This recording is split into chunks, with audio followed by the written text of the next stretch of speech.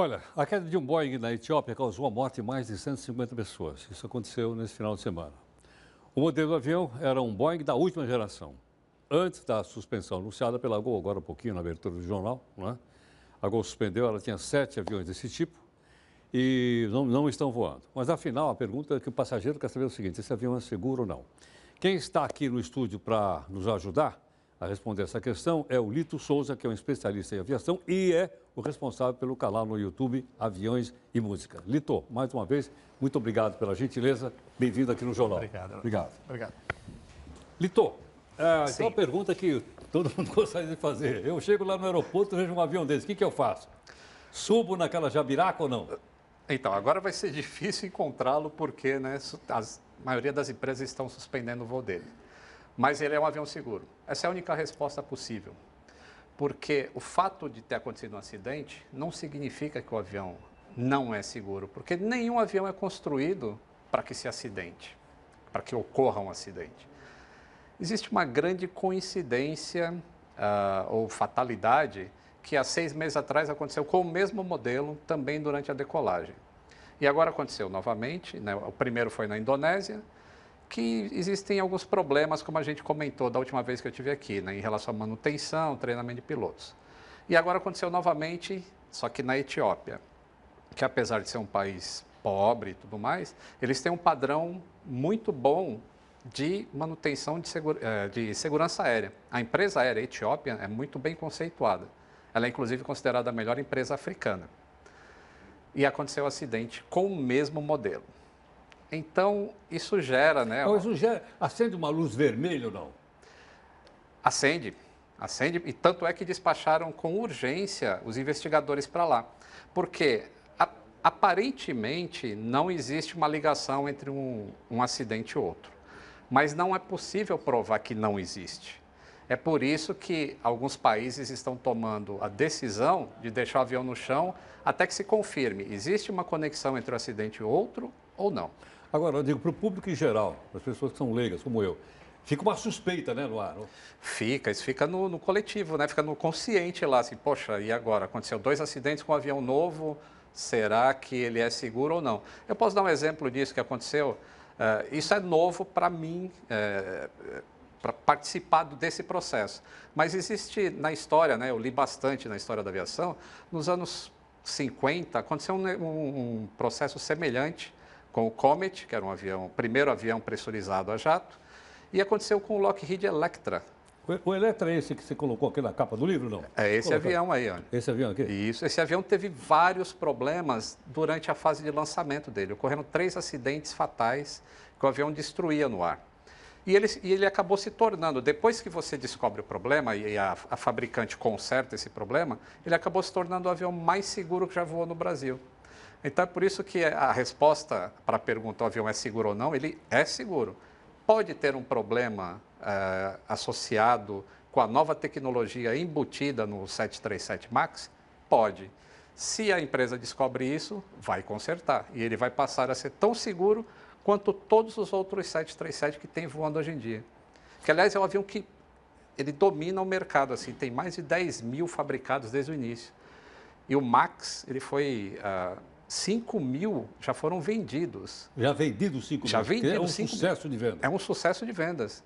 E a Boeing está conseguindo entregar, ou desenvolver, né, ou montar 2 por dia, para conseguir atender essa demanda gigantesca. E ele é muito semelhante a um 737 normal. Só tem algumas mudanças em motor, que ele é mais econômico, a fuselagem é mais lisinha para economizar combustível. Mas do ponto de vista da segurança, o design dele é o mesmo que foi feito lá em 1957. Ele é um avião extremamente seguro. Lito, o nosso companheiro, jornalista Luiz Fara Monteiro, que é o nosso companheiro de Brasília, quer fazer uma pergunta a vocês. Ele está ao vivo aqui para falar para nós, tudo bem? Vamos lá. Lula, boa noite. Qual é a pergunta que você tem aqui para o Lito? Boa noite, Heródoto. Boa noite, Lito. O Lito é um super campeão em assuntos aeronáuticos, sabe tudo. E parabéns por ter escolhido ele aí para tirar essas dúvidas, Heródoto. Eu queria perguntar para o Lito o seguinte, 2 perguntas. Primeiro, Lito, desde ontem, alguns técnicos, companhias, órgãos reguladores pediram cautela, pediram que não se especulasse numa possível correlação entre acidentes da Etiópia e da Lion Air em outubro passado. Só que hoje, várias empresas na África do Sul, na China, na Indonésia e a própria Gol aqui no Brasil optaram por cancelar as operações com o MAX 8 por enquanto. O que houve? Essas empresas, essas companhias também especularam essa possível correlação entre os dois acidentes? E a segunda pergunta, a Boeing teve uma situação semelhante com o 787 Dreamliner, que apresentou muitos defeitos nas baterias. Você lembra disso, causando alguns incidentes. E hoje se tornou um dos aviões melhores conceituados no mundo.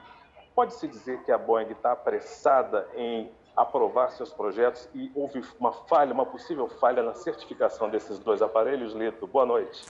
Boa noite. Obrigado. Grande pergunta aí, né, de um grande conhecedor de aviação.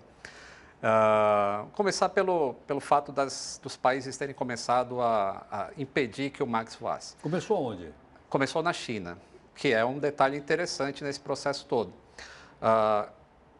Até hoje, até esse momento, não existe uma correlação entre um primeiro acidente e esse segundo acidente. Mas não existe também a possibilidade de afirmar enfaticamente que não existe. E na aviação a gente não trabalha com incertezas.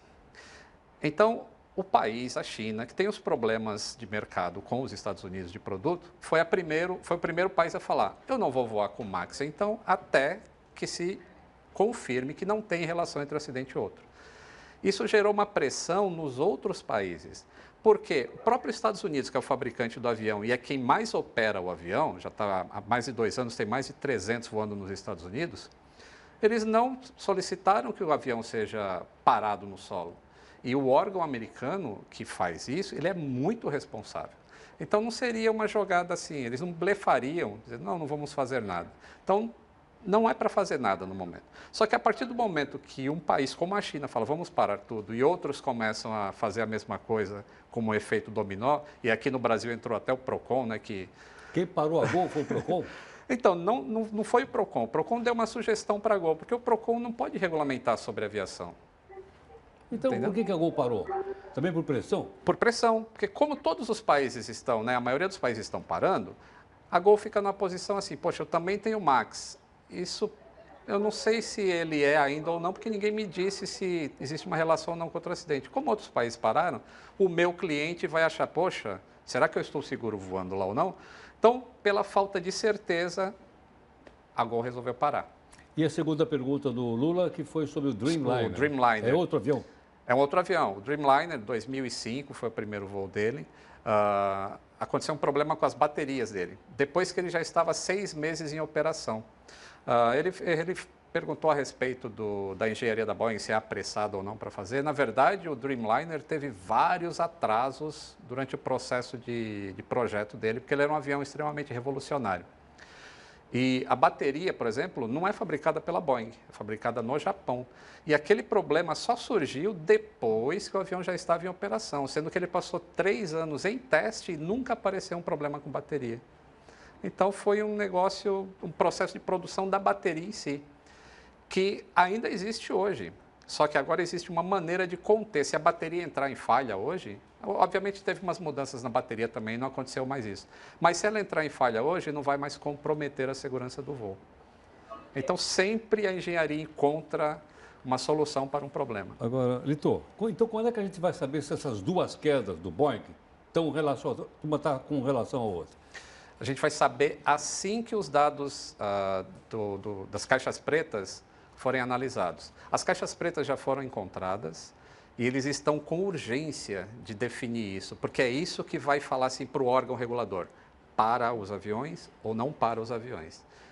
São essas duas opções. Se os aviões pararem porque existe uma conexão entre um acidente e outro, a gente vai ver um prejuízo gigantesco para a Boeing e para o mercado de aviação em geral, porque todas as empresas, eu vou citar a Southwest nos Estados Unidos, a espinha dorsal dela é o 737 e ela já tem mais, acho que quase 100 MAX voando lá. Ela parando esses aviões é um prejuízo gigantesco e é a Boeing que tem que cobrir esse prejuízo da empresa. Se for constatado que é um problema de fabricação. De fabricação. E por isso as ações, logo após o acidente, as ações desceram tanto. Foram 11% no primeiro dia, hoje estava em baixa de 6% as ações da Boeing. É ótimo. Lito, obrigado mais uma vez. Posso ficar com o livro de presente? É todo seu, Heraldo. Tá bom. Muito obrigado. Obrigado.